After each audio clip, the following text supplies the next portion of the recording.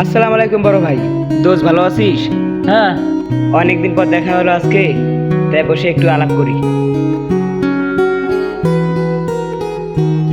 কি অবস্থা সবুজ, লেখাপড়ার কি অবস্থা? আলহামদুলিল্লাহ ভালো। পরীক্ষার অবস্থা ভালো হয়েছে না? হ্যাঁ হয়েছে। তা চাকরির জন্য কোথাও কি অ্যাপ্লাই করো না? অ্যাপ্লাই করেছি অনেক জায়গায়, কিন্তু টাকা পয়সা নাই তো, এই কারণে চাকরি হয় না। এই তো মূল সমস্যা।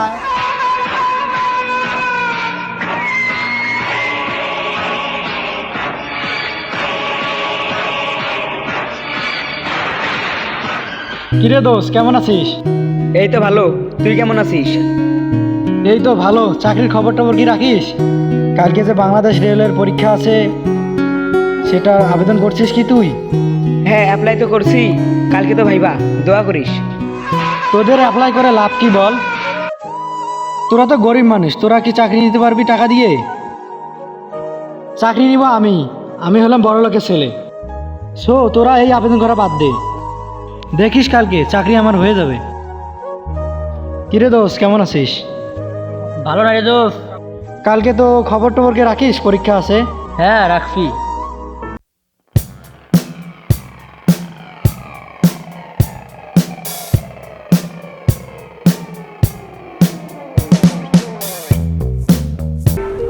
দেখছো সবুজ, ওদের অনেক টাকা আছে, সেই কারণে ওরা চাকরি পাবে কত বড় বেয়াদবি করে গেল। এখানে আমি বসে আছি, আমার সামনে এরকম টাকার গরম দেখা গেল। ঠিক আছে, কালকে তো ভাইবা, দোয়া করেন ভাই, আমার চাকরিটা খুব জরুরি, গরিব মানুষ তো। দোয়া তো করবো, আল্লাহ রহমান, আল্লাহ তাআলা তোমাদের চাকরি দেয়।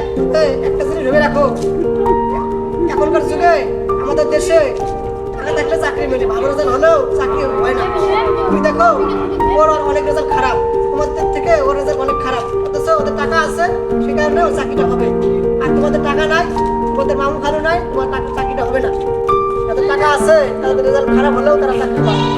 আমাদের মতো গরিব মানুষেরা তো লেখাপড়া ভালো রেজাল্ট হলেও চাকরি পাইতেছে না। এটাই বাংলাদেশের প্রধান সমস্যা। দেশটা দুর্নীতিতে ভরে গেছে।